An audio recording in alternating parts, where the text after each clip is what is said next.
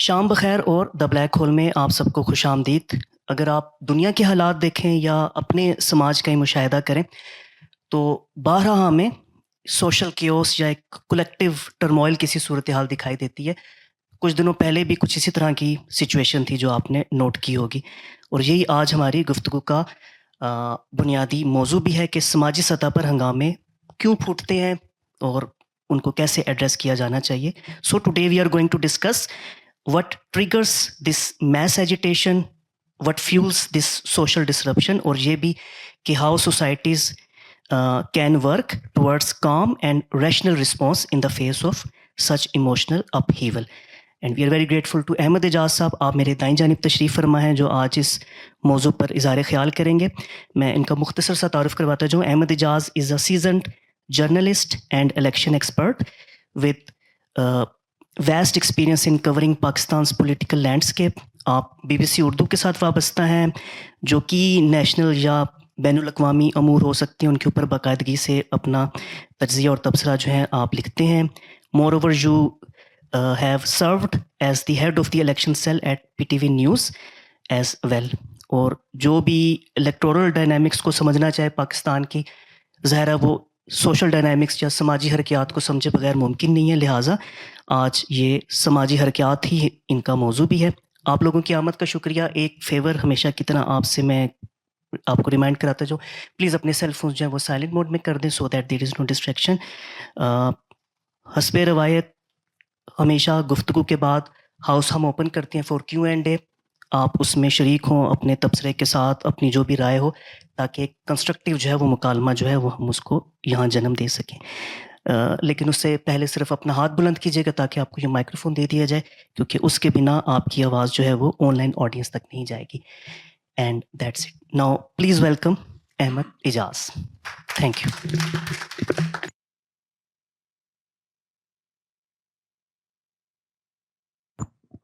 جی بہت شکریہ۔ مختصر سی گفتگو کریں گے اور آپ لوگوں کا زیادہ ٹائم نہیں لیں گے، چونکہ ٹائم آپ لوگوں کا زیادہ قیمتی ہے اور میری اتنی باتیں قیمتی نہیں ہیں، چونکہ میں باتیں وہی کروں گا جو آپ لوگوں نے سنی ہوئی ہے۔ بس کچھ میں اپنے تجربے کی بنیاد جو مجھے تجربات ہوتے ہیں جن سے میں گزرتا رہا ہوں یا گزرتا ہوں، وہ میں آپ لوگوں سے شیئر کروں گا، چونکہ میری ہمیشہ سے عادت یہی رہی ہے کہ میں کوئی ایسی باتیں اپنی کسی بھی تحریر میں یا اپنی گفتگو میں نہیں کرتا جو جن سے میرا واسطہ نہ پڑا ہو یا میں نے وہ سامنے ہوتی ہوئی نہ دیکھی ہوں، کیونکہ جو ذمہ داری ہوتی ہے یہ سب سے ضروری ہوتی ہے، اور ذمہ داری جو ہے اس کا جو احساس ہے وہ ہم سب کو ہونا چاہیے۔ جو اولین شرط بنتی ہے اس معاشرے میں زندگی بسر کرنے کی، وہ ایک ذمہ داری ہے۔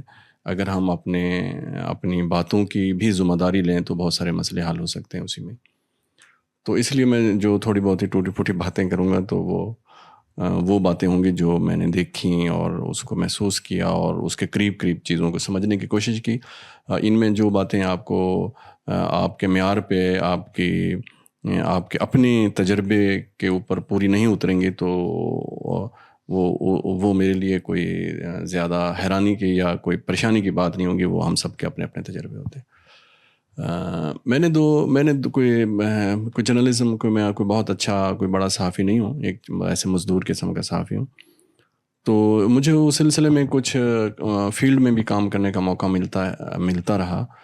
تو میں نے یہ دیکھا کہ کچھ جن واقعات پر ہمارے ہاں بہت زیادہ سماجی سطح پر ابھار آتا ہے، وہ واقعات رونما ضرور ہوئے ہوتے ہیں لیکن وہ اپنی اصل میں ویسے رونما نہیں ہوئے ہوتے۔ لیکن بہرحال مجھے یہ دکھائی دیا کہ واقعہ کہیں نہ کہیں رونما ہوا ہوتا ہے، اور جو سماجی سطح پہ اس کا ابھار آتا ہے تو وہ یعنی کہ اس میں اس کے کئی ایجنڈے ترتیب آ جاتے ہیں، اور وہ ویسا نہیں ہوتا جیسے اپنی اصل میں ہونا چاہیے۔ اچھا، پھر ان واقعات کو جس طریقے سے جو سب سے پہلے بیان کرتا ہے یا پیش کرتا ہے، تو اس کی سب سے پہلے جو ہے وہ ذمہ داری اس پر عائد ہوتی ہے کہ وہ کس طریقے سے اس کو بیان کر رہا ہے، کس طریقے سے اس کو پیش کر رہا ہے۔ میں اس پر یہاں سے گفتگو کا ہم آغاز کریں گے، مثلا زینب کیس سے میں اس کا آغاز کرتا ہوں۔ زینب کیس ہمارے حافظے میں محفوظ ہے. چند سال پہلے قصور کے شہر میں ایک واقعہ ہوا تھا. سردیوں کے دن تھے، جنوری اور اس طرح کے. تو ایک بچی کے ساتھ کوئی زیادتی اور اس کے بعد پھر اس کا قتل کر دیا گیا تھا. تو اس واقعہ پر جو ہے وہ قصور میں جو ہے نا وہ ہنگامے پھوٹے تھے، اور اس ہنگاموں نے اتنی بڑی جو ہے نا وہ اپنا اس کا دائرہ پھیلا کہ وہ ہماری جو اعلیٰ جو ہمارے ادارے ہیں وہ وہ متوجہ ہو گئے، اور یہ سپریم کورٹ تک باتیں چلی گئیں، اور اس پر بہت کئی دن اسی کے اوپر ہم لگے رہے کہ یہ واقعہ کیسے ہوا. تو ان دنوں بھی آپ لوگوں کو اچھی طرح یاد ہوگا، میڈیا میں اور ادھر ادھر جو ہم باتیں سنتے تھے تو وہ لوگوں کی اس طرح کی باتیں بھی ہوتی تھیں کہ بھی قصور تو ہے ہی ایسا. تو قصور میں تو یہ پہلے بھی واقعات ہوئے ہیں. آپ کو یاد ہوگا کہ قصور ہی میں ایک گاؤں تھا حسین والا، مجھے یہاں تک یاد پڑ رہا ہے. وہاں پر کچھ بچوں کے ساتھ، بوائز کے ساتھ، یعنی کہ کچھ جنسی زیادتی کے واقعات پہلے بھی رونما ہو چکے تھے، اور وہ میڈیا پہ رپورٹ ہوئے تھے، اور وہ بھی خاصی بڑی ایک ہائپ کریٹ ہو گئی تھی، اور وہ ملکی سطح پہ نہیں، انٹرنیشنل سطح پہ وہ ان کا آواز دور تک گئی تھی. تو وہ بھی لوگوں کے حافظے میں تھا.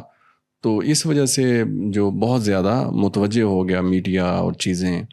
تو مجھے بھی وہاں پر جانے کا موقع ملا، کام کرنے کا موقع ملا. میں کافی دن وہاں پر رہا.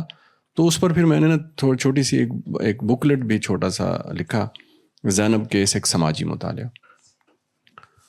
تو میں نے وہاں پر دیکھا جو صحافی تھے جو اس واقعات کو رپورٹ کر رہے تھے، اور جو جس طریقے سے واقعہ رپورٹ ہو رہا تھا وہ خاصا مبہم تھا اور ابہام پر مبنی ہوتا تھا.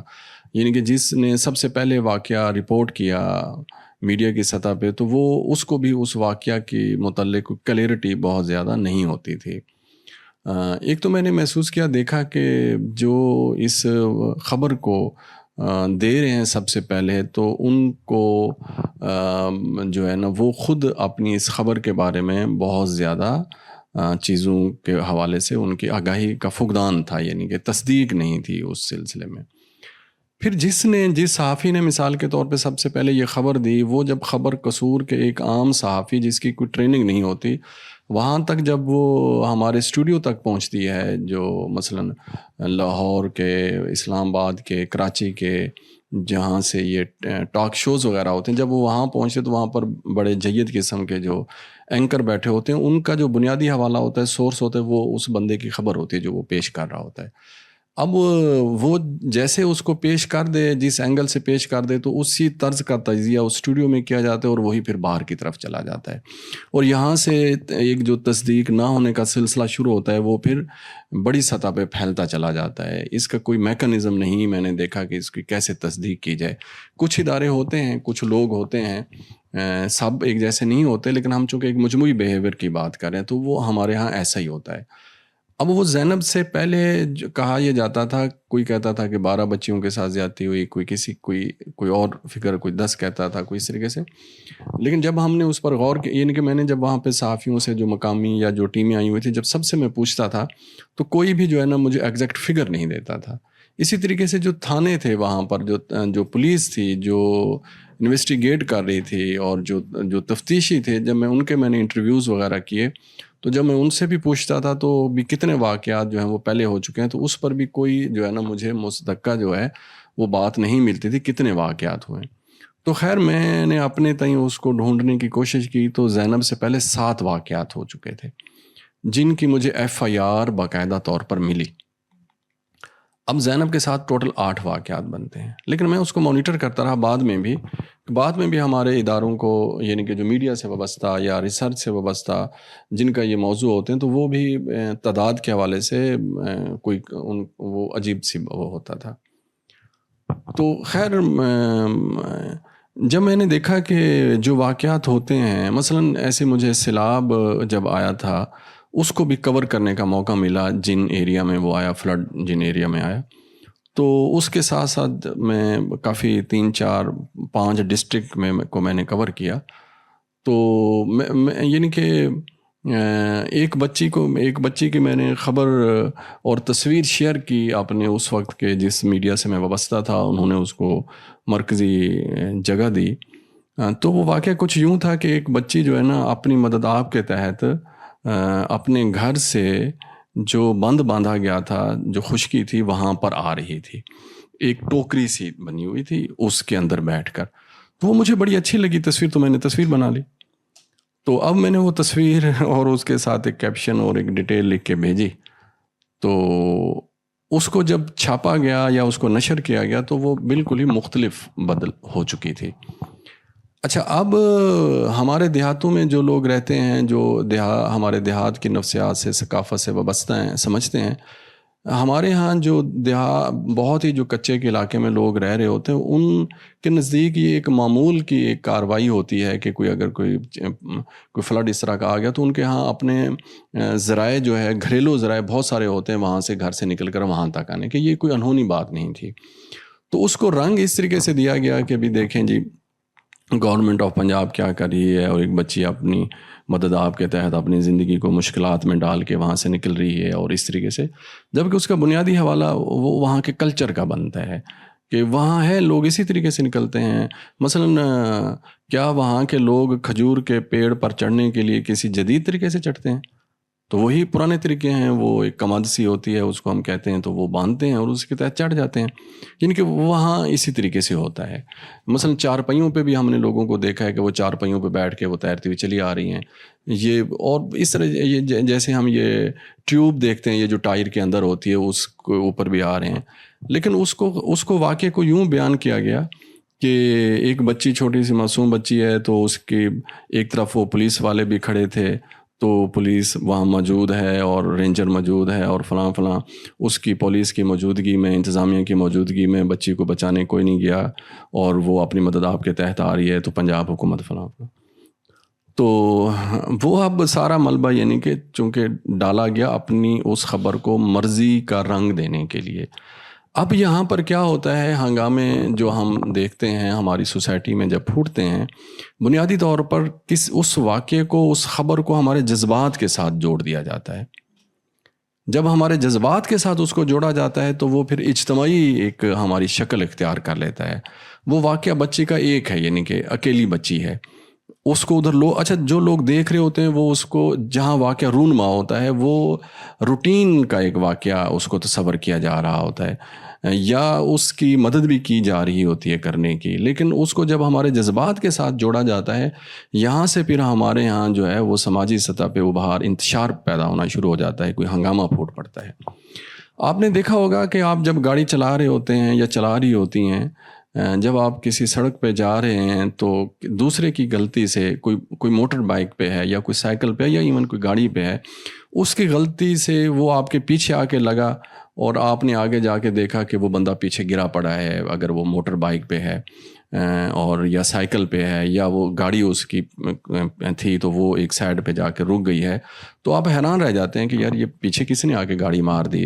تو آپ تھوڑا سا آگے جاتے ہیں اور آپ جا کر وہاں رک جاتے ہیں، اور آپ کہتے ہیں کہ مجھے دیکھنا چاہیے کہ اس بندے کو یا اس بندی کو کوئی چوٹ وغیرہ یا زخم تو نہیں ہے، یا کیا مسئلہ بنا.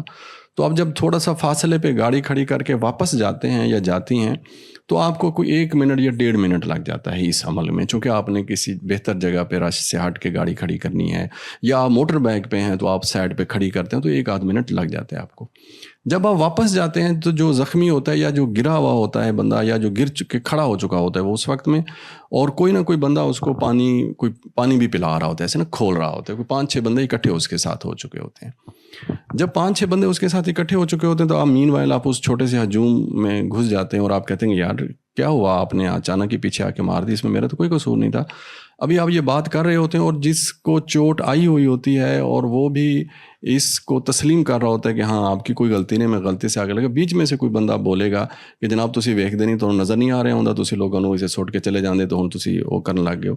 ایک کوئی آدھا ایسا بندہ بیچ میں نکل گیا، یہ 2 بھی ہو سکتے ہیں، یہ 3 بھی ہو سکتے ہیں، یہ 4 بھی ہو سکتے ہیں. اچھا، اب بندہ حیران رہ جاتا ہے کہ بھی واقعہ میرے اور کسی دوسرے کے ساتھ پیش آیا، میں بھی اس واقعے کو انڈرسٹینڈ کر رہا ہوں، جس کو چوٹ آئی ہے وہ بھی کر رہا ہے، یہ بیچ میں عجیب و غریب اس کی صورتحال ہے، یہ کہاں سے آ گیا. تو اس طرح کے ہم لوگ جو ہوتے ہیں ہر جگہ پہ جب موجود ہوتے ہیں تو ان کے کئی ایشوز ہو سکتے ہیں. ان کا مثلاً ایک ایشو یہ ہو سکتا ہے کہ ہمارے ہاں پاکستان کی ریاست میں پاکستان کی ریاست نے جان بوجھ کر پاکستان کے لوگوں کو جذبات مہیا کیے ہیں وافر تعداد میں، اتنی وافر تعداد میں کیے ہیں کہ ہم جذبات کا مرکب بن گئے ہیں. یعنی کہ ہمارے ہاں یہ خبریں چلتی ہیں، ہم خبروں میں ہمارے ہاں یہ ہیڈ لائن بنتی ہیں، ہمارے ہاں یہ جملے لکھے جاتے ہیں کہ ہمارے جذبے جوان ہیں. یہ جذبہ بنیادی طور پر جو پاکستان میں یہ کہا جاتا ہے کہ یہ جذبے ہمارے جوان ہیں، یہ منفی ہیں. یہ منفی قدر بن جاتی ہے پاکستان میں. جذبہ یہ جو جب یہ کہا جاتا ہے کہ ہمارے جذبے جوان ہیں تو اس کا مطلب یہ ہوتا ہے کہ ہم سے کوئی قربانی لی جانی چاہیے، لینے کی کوشش کی جا رہی ہے، کہ یہ ہم سے کچھ توقع کر رہے ہیں کہ بھائی آپ کے جذبے جوان ہیں تو آپ لوگ تیار رہیں، تو ہم تیار ہو جاتے ہیں. یہ جو جذبہ ہم کے یہ بات کہ بھی ہمارے جذبے جوان ہیں، یہ در حقیقت ہماری ریاست کا ہتھیار ہے. جذبہ یہ ریاست کے جو 5-7 ہتھیار ہیں، جیسے حب الوطنی کا ہتھیار ہے، جیسے قومی مفاد کا ہتھیار ہے، جیسے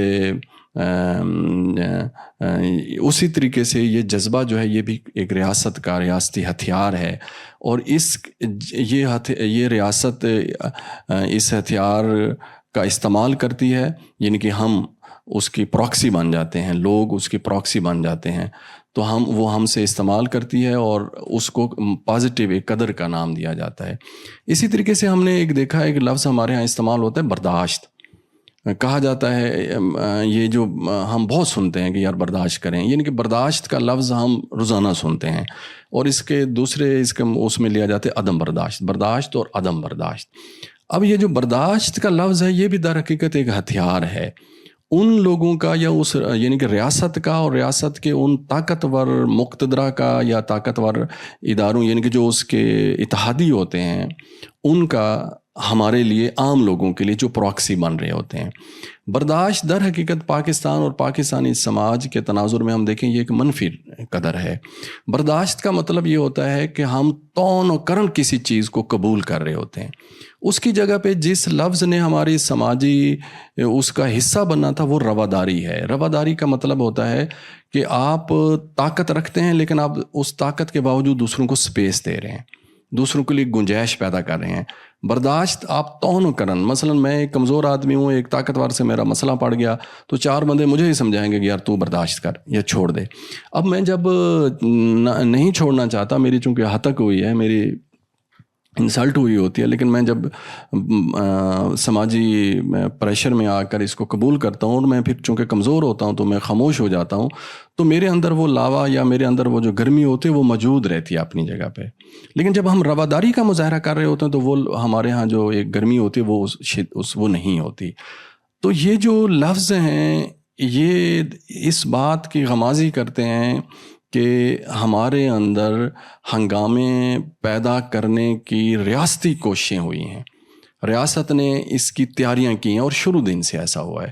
اچھا، پھر اس کو جب ہم دیکھتے ہیں کہ جہاں ہمیں ہنگامے احتجاج کرنا چاہیے وہاں ہم نہیں کرتے، اور جہاں نہیں کرنا چاہیے وہاں پہ ہم شروع ہو جاتے ہیں. اچھا، پھر احتجاج کا لفظ ابھی میں نے استعمال کیا. ہمارے ہاں کہا جاتا ہے کہ یار یہ لوگ احتجاج کر رہے ہیں، اگر وہ کوئی سیاسی احتجاج ہو یا کوئی مذہبی احتجاج ہو یا سماجی احتجاج ہو، تو ہمارے ہاں کہا جاتا ہے کہ یار یہ ایک بنیادی حق ہے یار احتجاج کرنا. نہیں، یہ کوئی بنیادی حق نہیں ہے. اس کو آزادی اظہار رائے کے نام دیا جاتا ہے. یہ احتجاج آپ کا بنیادی حق ہے لیکن ہمارے ہاں نہیں، کیونکہ یہ ہمارے ہاں ہتھیار رہا ہے ہمارے ہاں. چونکہ پاکستان کا سماج نہیں ہے، یہ جس کو ہم سماج کہتے ہیں یہ اس کی تعریف پہ پورا نہیں اترتا. سماج کی بڑھوتری آرگینک طریقے سے ہوتی ہے. یہ وہ پودا ہے، ہمارا سماج وہ پودا ہے جس کو ہر تھوڑے عرصے کے بعد اکھاڑ کے پھر دیکھا جاتا ہے کہ یہ نیچا کتنے گیا ہے، پھر اس کو لگا دیا جاتا ہے. پھر اس میں اتنی پیوند کاری کی گئی ہے. میں اس کی آپ کو مثال دیتا ہوں. ہمارے یہاں ایک لوکل بیر ہوتی ہے نا، چھوٹا دیہاتی ہمارے جنگلی قسم کے، اس میں یہ جو آپ اچھی نسل کی بیر کی پیوند کر دیتے ہیں تو ایک وقت ایسا آتا ہے کہ پیچھے جڑ اس کی وہی ہوتی ہے لیکن آپ کے اوپر وہ سارا وہی ہوتا ہے. تو ہمارے ہاں سماج کی بھی اسی طریقے سے بڑھوتری ہوئی ہے اور ہمارا سماج اسی طریقے سے تشکیل پایا ہے. جب اسی طریقے سے تشکیل پایا تو اس میں ہم کہتے ہیں کہ یار احتجاج بنیادی حق ہے. میں بھی اس کو احتجاج کو بنیادی حق مانتا ہوں، لیکن ہمارے ہاں نہیں ہے. ہمارے ہاں یہ ایک ہتھیار کے طور پہ اس طریقے سے استعمال کیا جاتا ہے، دوسروں کو ہمارے اوپر مسلط کرنے کے لیے اس طرح کا ان کو سپیس دیا جاتا ہے. تو ہم چونکہ اس پر پھر بات زیادہ نہیں کر سکتے، ہم اس پر زیادہ بول نہیں سکتے، کیونکہ اپنی اصل میں تو دیکھیں تو احتجاج تو حق ہے بھی. ٹھیک ہے یار، آپ کو کوئی چیز بری لگی، آپ کسی چیز پر متفق نہیں ہیں، آپ کا اتفاق رائے نہیں ہو رہا، تو آپ کو احتجاج کرنا چاہیے، آپ کو اپنا احتجاج ریکارڈ کرانا چاہیے. لیکن چونکہ میں پھر وہی کہوں گا کہ ہمارے ہاں چونکہ ہمارا سماج ہمارا اس طریقے سے نہیں بڑھا جو ایک نیچرل ایک قدرتی طریقہ کار ہوتا ہے، تو چونکہ اس کی تشکیل اپنی مرضی سے کی گئی ہے، تو اس کی تشکیل جب اپنی مرضی سے کی گئی ہے تو یہاں پر پھر جو بنیادی حقوق جو تھے ان کو بھی جو ہے نا ہمارے ایک ہتھیاروں کے طور پہ استعمال کیا جاتا رہا ہے. اور اس کا فائدہ صاف ظاہر ہے کہ ہر دور کی ریاست نے ہر دور میں اٹھایا ہے اور اس کی اپنی مرضی سے وہ کی ہے. تو جی، جب ہم کسی پچھلے دنوں جب ایک لاہور کے ایک ادارے میں ایک واقعہ رونما ہوا، تو اس واقعے کے بارے میں ابھی تک یعنی کہ ہماری رائے منقسم ہے. ہمارے کچھ لوگ کہتے ہیں کہ یہ ہوا، کچھ لوگ کہتے ہیں نہیں ہوا، بڑے جید قسم کے لوگ کہتے ہیں کہ یہ تو ایسا ممکن ہی نہیں ہے، تو یہ ایسے بس ہنگامے پھوٹ پڑے لاہور سے پنڈی تک اور پنڈی سے اسلام آباد اور دیگر شہروں میں بھی. پھر کچھ لوگ کہتے ہیں نہیں ہوا. تو یہ ایک تقسیم ہے ہمارے ہاں. اچھا، اب یہ تقسیم در حقیقت ہمارے ایک دو باتوں کو واضح کرتی ہے. ایک تو یہ ہے کہ بھی ہنگامے ہوئے ہیں. اب یہ واقعہ نہیں کلیئر ہو رہا کہ بھی ہنگامے کی جو نوعیت یا جو وجہ بیان کی گئی ہے وہ بھی رونما ہوئی ہے یا نہیں ہوئی، یعنی کہ یہ ابھی تک زیر بحث ہے. لیکن ہنگامے ہو گئے، یعنی کہ واقعہ رونما ہوا یا نہیں ہوا وہ ابھی زیر بحث ہے، اس کے اوپر کوئی ہماری کلیئرٹی نہیں ہے. یعنی کہ ہماری حکومت، پنجاب حکومت، یعنی کہ ہماری حکومت یہ کہہ چکی کہ یہ نہیں ہوا، اس طرح کا کوئی واقعہ رونما نہیں ہوا اور یہ پھیلایا گیا. صاف ذرے وہ کیسے پھیل گیا، وہ ایک جدید ٹولز اس کے لیے استعمال کیے گئے، ڈیجیٹل پلیٹ فارم. چیزیں پھیلتی ہیں، چیزیں اس لیے پھیلتی ہیں کہ ان کے جو ذرائع کیے گئے ہیں استعمال وہ سارے کے سارے جدید ہیں. مثلا جدید ٹیکنالوجی، ڈیجیٹل ہمارا اس کا پلیٹ فارم یوز کیا گیا. پھر کوئی بھی واقعہ اس لیے تیزی کے ساتھ پھیلتا ہے، وہ افواہ کی شکل میں ہوتا ہے، اس کی کوئی تصدیق نہیں ہوتی. بغیر تصدیق کے چیزوں کو پھیلانا بہت آسان ہے، وہ تیزی کے ساتھ پھیلنا شروع ہو جاتی ہیں.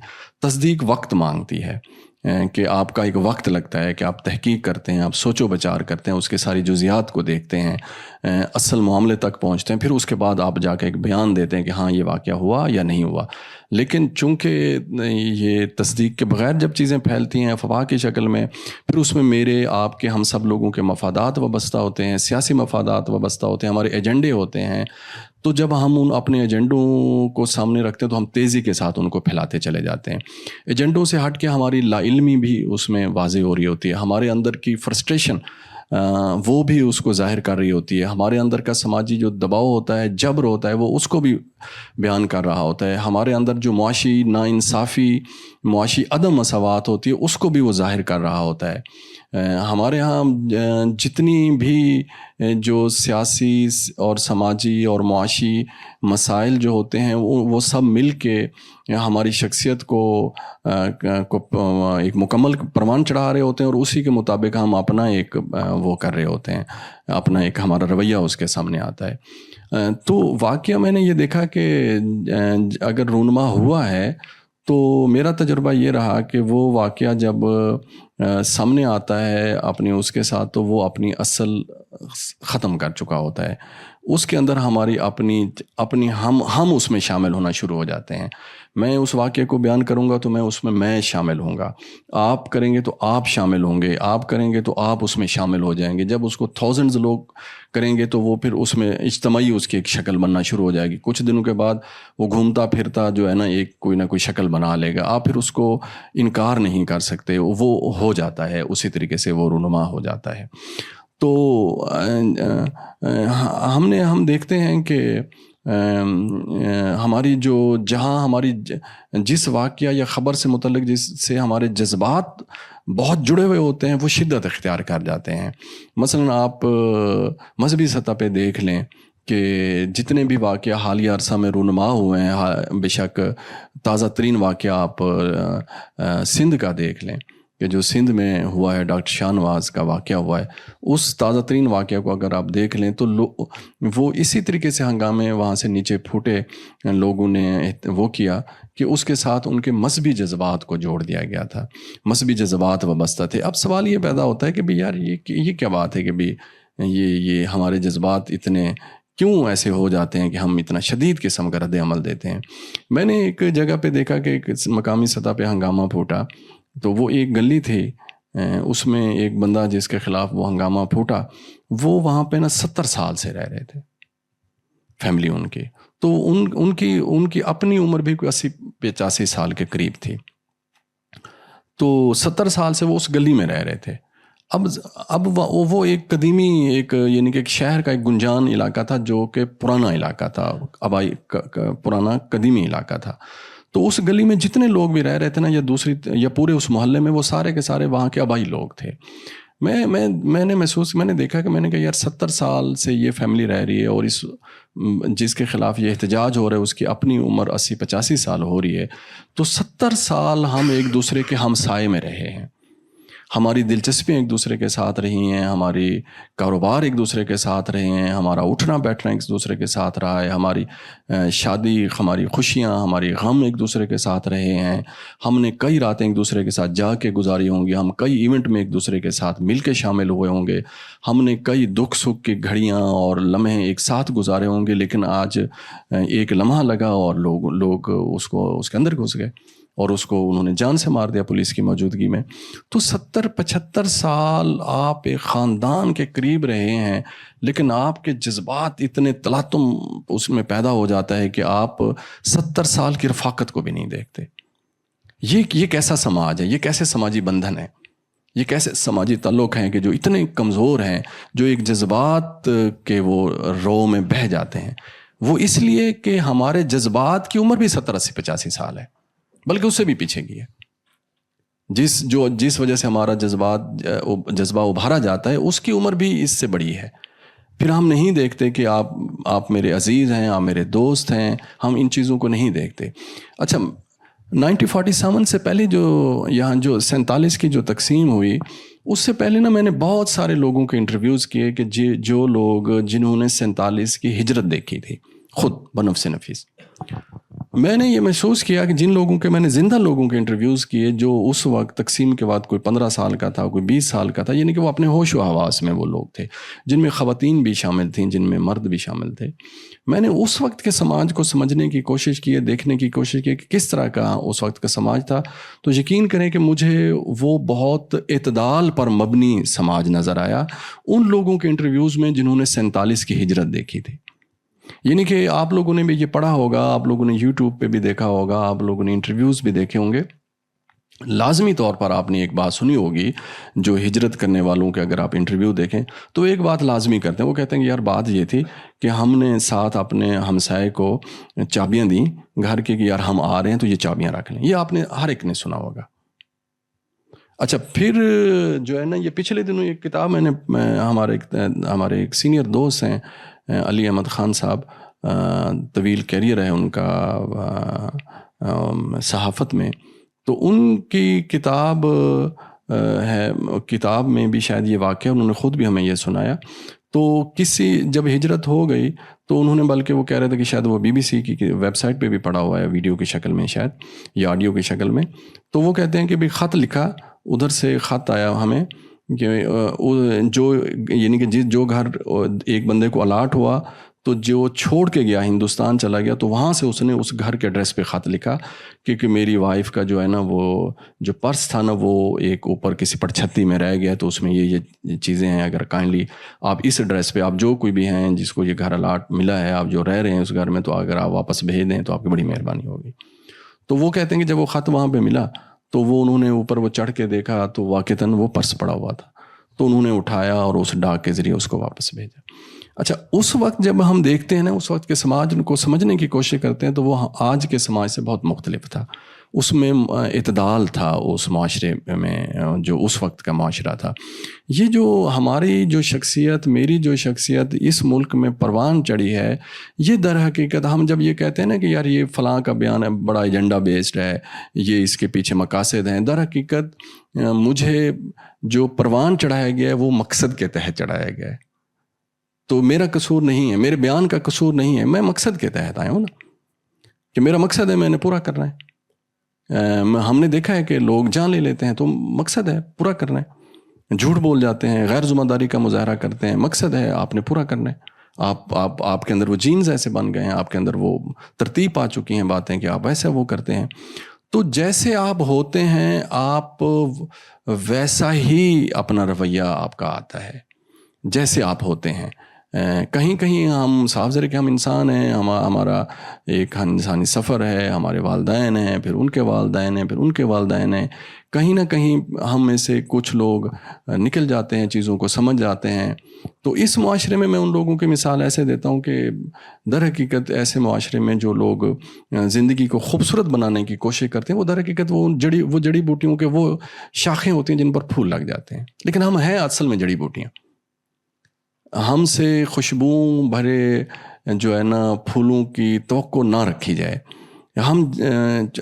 ہمیں بنایا ایسا گیا ہے، ہم وہ فصل نہیں ہیں کہ جو کاشت کی جائے، کہ جس سے انسانی صحت کا اور یا جانداروں کی زندگیوں کا تحفظ ملے. ہم وہ فصلیں نہیں ہیں. ہم اس معاشرے میں اس کی ایک اور مثال ایسے بھی دیتا ہوں کہ ہم کوزہ گر کی ایک وہ جو آوی ہوتی ہے اس کے قرب جوار میں پڑی ہوئی ٹھیکریاں ہیں. ہم صرف دوسروں کے پاؤں میں چوب سکتے ہیں. ہم ان برتنوں کے ٹوٹے ہوئے ٹھیکریاں ہیں جو برتن کوزہ گر کی اس جو آوی ہوتی ہے اس کے اندر تپش لگنے سے ٹیڑھے ہو گئے، کسی کو تپش پوری نہ ملی، کسی کو کوزہ گر کا ہاتھ ٹیڑھا لگ گیا تو ہمیں وہ انہوں نے پھینک دیا. تو ہم اس کوزہ گر کی جو آوی ہے اس کا حجم بڑھانے کے لیے موجود ہیں، وہ بڑا سا بڑا کرتے جا رہے ہیں. ہم یعنی کہ دنیا کی آبادی کو تو بڑھا رہے ہیں، اس کو 8 ارب کرتے جا رہے ہیں، لیکن ہم اس آبادی میں شامل نہیں ہیں کہ جو واقعہ کو دیکھے کسی خبر اور اپنا رد عمل وہ دے جو ایک بڑا فطری اور ایک بڑا ریشنل ایک چیزوں کے حوالے سے ہوتا ہے. ہمارے ہاں تو جذبات کو بھڑکانا ایک لمحہ بھی نہیں لگتا. کسی جگہ پہ ایک جو ہے نا چنگاری کافی ہے، ہم جذبات کو ابھار دیتے ہیں. پتہ نہیں میں نے کیسی گفتگو کی ہے، پتہ نہیں اس میں ردم بھی تھا یا نہیں. میں اس کو ختم کرتا ہوں. میں یہ کہنا چاہ رہا تھا اس ساری باتوں میں کہ ہمارے ہاں جو ہنگامے پھوٹتے ہیں اور وہ پھر ہمارے قابو سے بعض دفعہ باہر ہو جاتے ہیں تو اس کے کئی عوامل ہوتے ہیں. ایک بڑا عوامل یہ ہوتا ہے کہ ہماری تربیت یا ہمیں پروان اس طریقے سے چڑھایا گیا ہے کیونکہ ہمیں حقیقت سے دور رکھا گیا. ہمیں ہر وقت ایک وہ ایک شعر ہے نا کہ لپکنا جھپکنا، وہ کیا ہے وہ پلٹنا جھپٹنا، تو وہ ہم اس طریقے سے ترتیب پاتے ہیں. تو یہ ہماری ریاست کی بہت وہ ہے، اس میں شامل ہے، ایما شامل ہے. تو جس کی وجہ سے جو بھی ہم رد عمل دیتے ہیں وہ حقائق اور ان چیزوں سے بعض دفعہ بہت دور ہوتا ہے، اور وہ پھر چیزیں ایسی پھیلتی ہیں کہ وہ ہمارے قابو میں نہیں رہتی، اور اس وجہ سے ہمارے ہاں چیزیں بجائے اس کے کہ بہتری کی طرف جائیں تو ہم روز بروز جو ہے وہ مسائل کی طرف جا رہے ہوتے ہیں. تو بہت بہت شکریہ.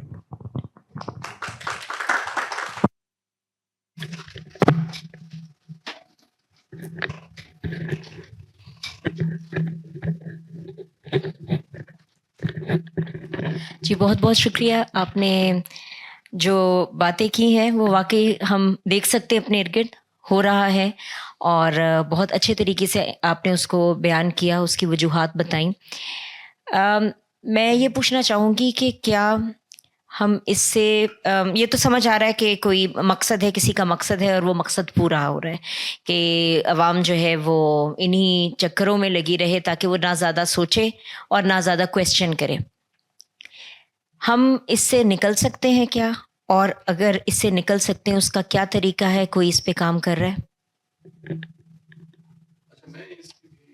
میں دینا چاہوں گا کہ جہاں میں نے بدصورتیاں دیکھی ہیں نا، یہ میرا غلط ہو سکتا ہے رائے، یہ میری آواز، یہ جو بات ہے 100% غلط ہو سکتی ہے، لیکن میں چونکہ اپنے تجربے کی بنیاد پہ، جو تجربات سے میں نے دیکھے ہیں، میں نے جہاں جہاں بدصورتیاں دیکھی ہیں نا، وہاں پہ عدم وہاں پر معاشی عدم میں نے دیکھا ہے.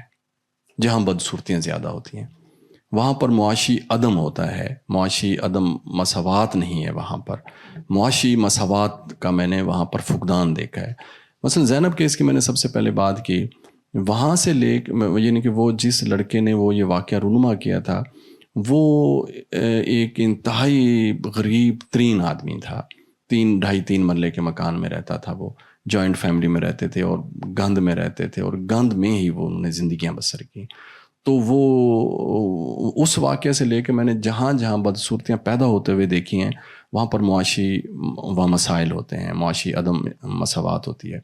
پھر میں نے مختلف علاقوں کو وزٹ کرتا رہتا ہوں، دیکھتا رہتا ہوں، تو میں نے دیکھا کہ جہاں پر معاشی سرگرمیاں زیادہ ہوتی ہیں نا، ان علاقوں کے لوگ تھوڑا سا اور سوچ رہے ہوتے ہیں. وہاں پر گفتگویں کیا ہو رہی ہوتی ہیں جب میں نوٹس کرتا ہوں، وہاں پہ کوئی ایک فون کر رہا ہے نا، تو وہ دوسرے کو کہہ رہا ہوگا کہ یار وہ میرا جڑا بھائی سی نا، تو انہوں میں ایک کام کر کے دیتا، تو انہیں کوئی دلچسپی نہیں دکھائی، مزہ نہیں آیا، تو وہ تھوڑا سا نقصان بھی ہو گیا، تو میں ہوں ذرا باہر بھیجن لگا، یا کوئی انہوں اسپین بھیج رہے ہیں، یا کتنے بھیج رہے ہیں، یا انہوں دبئی بھیج رہے ہیں. اس طرح کی باتیں کر رہے ہوتے ہیں جہاں معاشی سرگرمیاں ہوتی ہیں. جہاں یہ بالکل ہی نہیں ہوتی تو وہاں میں نے لوگوں کی گفتگویں مختلف قسم کی سنی ہیں. تو میں یہ نتیجہ نکالا ہے کہ معاشی سرگرمیاں جو ہیں نا، یہ ہمارے ہاں بڑی ریڑھ کی ہڈی رکھیں گی. اگر ہمیں معاشی سرگرمیاں ہماری بحال رہیں تو یہ ہم بہت ساری چیزوں سے بچ سکتے ہیں، ایک معاشی سرگرمیوں سے. دوسرا صاحب ذرا کہ بھی سیاسی ہمارے ہاں کوئی استحکام نہیں ہے، ہمارے ہاں سیاسی چیزیں آگے کی طرف ویسے نہیں بڑھ رہی ہوتی ہیں. تو یہ اگر 2-3 چیزیں ایسے بڑھنا شروع ہو جائیں اپنے طور پر، تو ہماری چیزیں تھوڑا سا بہتر ہونا شروع ہو جائیں گی. کچھ لوگوں کی دلچسپیاں تھوڑا سا بدلنا شروع ہو جاتی ہیں. لیکن اگر کوئی ریاستی سطح پہ مجھے اس طرح کا کوئی باضابطہ طور پر نہ اس حوالے سے کوئی مجھے کوئی پلاننگ نظر آئی ہے، نہ اس طرح کوئی سنجیدہ ہے اس چیزوں کو ٹھیک کرنا. ایک اور سوال کر سکوں؟ ہم جو ہے اگر سیاست کو دیکھیں، ووٹر مینٹالٹی دیکھیں، تو پہلے بھی یہاں بات ہو چکی ہے کہ پہلے ووٹ دیے جاتے تھے اپنی برادری کو، اور اس کے بعد جو ہے اب جو ووٹ دیے جاتے ہیں وہ ایموشن کے بیس پر دیے جاتے ہیں. تو سیاستدان کے لیے تو بہت فائدہ مند ہے کہ سب کو ایموشنلی چارج رکھیں. عقل سے ہم کب دیں گے ووٹ؟ عقل سے ہم نا ووٹ نہیں دے سکتے. اس کی وجہ یہ ہے کہ ہم نے نا ایونٹ دیکھے ہیں. ہماری ایک نسل نے 47 کا ایونٹ دیکھا، ہجرت دیکھی، ایک نے 65 کو دیکھا، پھر ایک نے 71 کو دیکھا، پھر ایک نے دھرنے دیکھے 2014 کے. تو 2014 کے دھرنے ہمارے بچوں نے دیکھے ہیں، بہت سارے بچوں نے، جو 10 سال کے تھے، 15 سال کے تھے، 16 سال کے تھے. یہ 2014 کے دھرنوں کی میں بات کر رہا ہوں. اب وہ 6 اور 4 10 سال ہو گئے. جو اس وقت بچہ 15 سال کا تھا، اس نے اپنی آنکھوں سے روزانہ کی بنیاد پہ ٹیلی ویژن کی اسکرینوں پہ دھرنے دیکھے ہیں. اس کی ایک رائے قائم ہوئی ہے. ہماری بڑی بڑی جہاں پر ہمیں انصاف کی توقع ہوتی ہے، ان کے سامنے ڈائس لگائے جاتے رہے ہیں کہ جو وہاں سے نکلتا تھا، یعنی کہ ایک اعلیٰ ترین عدلیہ سے جب کیس نکلتا تھا، تو وہ جو 2 فریق کی ٹیمیں نکلتی تھی، سب سے پہلے وہ بھاگ کے جاتی تھی کہ وہ ڈائس پہ پہلے جا کر پریس کانفرنس کریں گی. یعنی کہ ان کے سامنے وہ ڈائس لگائے جاتے تھے کہ آپ لوگوں نے یہاں پر آ کر دوسروں کو گالیاں دینی ہیں، دیتے رہنا ہے، دیتے رہنا ہے، دیتے رہنا ہے. تو 15-16 سال کی عمر کے بچے، 17 سال، 18 سال، 12 سال کے بچوں نے ہمارے ہاں وہ تھیٹر دیکھا ہے. تو وہ اب صاف ظاہر ہے کہ وہ ہمیں وہ لوگوں کو ووٹ دے رہے ہیں. اب وہ جس کو دے رہے ہیں اس کا تو بہت فائدہ ہو رہا ہے. اب جو دوسری طرف بیچارے پھنس گئے ہیں نا، تو وہ اب ان کو سمجھا نہیں سکتے، کیونکہ وہ انہوں نے دھرنے دیکھے ہیں، انہوں نے پیچھے ایک سٹرگل چیزیں، ایک 90 کی جو ڈیکیڈ ہے وہ نہیں دیکھا، پیچھے چیزوں کو نہیں دیکھا، وہ کانسٹیٹیوشن کو نہیں سمجھتے کیا چیزیں ہیں. تو ہم نے ایونٹ دیکھے ہیں، تو ہم پھر ویسے ہی بیہیو کرتے ہیں. تو اس وجہ سے اگر یہ تھیٹر بند ہو جائیں اور یہ ایونٹس بند ہو جائیں، تو میرے خیال میں پھر کچھ چیزیں اور تھوڑا سا بہتر، اور یعنی کہ آرگینک طریقے سے چیزیں بڑھیں گی. جی اعجاز صاحب، so you spoke very well. اچھا، ایک آدھ نعرہ جو میں نے بھی سنا ہے لوگ کہتے ہیں کہ میں جی سب کچھ برداشت کر سکتا ہوں لیکن اپنے مذہب کے خلاف کوئی چیز برداشت نہیں کر سکتا. ابھی ان سے پوچھیں کون کون سی چیز تم برداشت کر سکتے ہو اور مذہب کے خلاف کون سی چیز ہوتی ہے, کس طرح سے انٹرپریٹ کرتے ہو, تمہارا نالج کتنا ہے مذہب کا. پھر ہمارے ہاں ایک اور نعرہ ہے کہ دنیا بھر کے مسلمان متحد ہو جائیں. بھئی ایک گلی کے مسلمان تو متحد نہیں ہوتے, تو پوری دنیا کے جو 1.5-2 ارب مسلمان ہیں وہ کیسے متحد ہو جائیں گے, کس چیز پہ متحد ہو جائیں گے, اور کیا اچیو کیا کرنا ہے متحد ہو کر. اچھا سر, اس میں نا ایک بڑی اہمیت کی بات ہے کہ پاکستان کا ایک دیکھیں المیہ دیکھیں اس ملک کا, اس میں نا ہر آدمی کو ایک لفظ ہے, آپ لوگوں نے اردو میں مجھے وہ لفظ آتا ہے صائب الرائے, ایک لفظ ہے صائب الرائے. یہ بہت بڑا لفظ ہے, یعنی کہ نا صائب الرائے کا مطلب ہے کہ ایک ہم کہتے ہیں کہ یار یہ بندہ صائب الرائے ہے, یعنی کہ اس کو رائے یہ رکھ سکتا ہے اپنی, یہ اس کا حق ہے, اس کا وزڈم, اس کا نالج, اس کی چیزیں ہیں کہ یہ اس کو ہم صائب الرائے کہہ سکتے ہیں, اس کی رائے کو ہم اہمیت دے سکتے ہیں.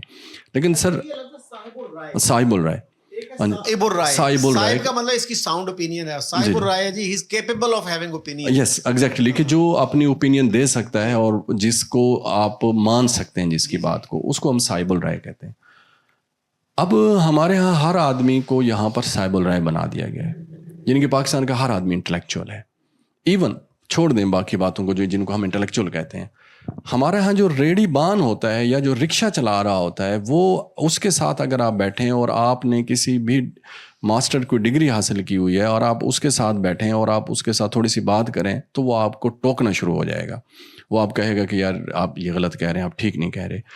چونکہ ہماری ریاست نے پھر ان کی رائے کو مانا ہے, اور ان کی رائے کو مان کر یہاں پر لوگوں کو پھانسیاں بھی دی گئی ہیں. یعنی کہ ایک ایسا آدمی جو بیچارہ اپنی سماجی شعور نہ ہونے کے برابر رکھتے, وہ اپنی زندگی کیا اپنے روزمرہ کے معاملات کو طے نہیں کر سکتا, لیکن ہم نے ان کے کہنے پر فتوے بھی لگائے ہیں اور ان کو وہ بھی کیا ہے. یہ جو ہمارے ہاں یہ جان بوجھ کر ایسا کیا گیا ہے. جب یہ جان بوجھ کر ایسا کیا گیا تو ہمیں حق دیا گیا ہر چیز کا, ہماری اونرشپ بنائی گئی ہے, یعنی کہ ہمارا مذہب ہماری اونرشپ بنا دیا گیا. اس طرح کا رد عمل ہم کسی بھی سوسائٹی میں, مذہبی سوسائٹی میں نہیں دیکھتے. جس طرح کا آپ اب دیکھیں نا کہ جس طریقے سے ایک عالم دین یہاں آئے ہوئے ہیں اور جس طرح کی وہ گفتگویں یہاں پہ ہو رہی ہیں, ہم ان کی گفتگوؤں کی بات نہیں کرتے. ہمارے ملک کے مسئلے دیکھیں, ہمارے ملک کے المیے دیکھیں, اور ہمارے ملک کے کرتا دھرتاؤں کے آپ فیصلے دیکھیں. یہ میری سمجھ میں یہی آتی ہے کہ جب ہماری اونرشپ بنائی گئی ہے اور ہر آدمی کو یہاں پر صاحب الرائے بنا دے گا, جس نے پھر جو کہا اور اس کو مانا گیا, اور چونکہ مانا گیا تو اس لیے کوئی ضرورت ہوتی تھی. اب وہ ان کی چیزیں گلے پڑ رہی ہیں جو ان کو مانتے تھے, تو اب یہاں تھوڑے سے مسائل پیدا ہو رہے ہیں.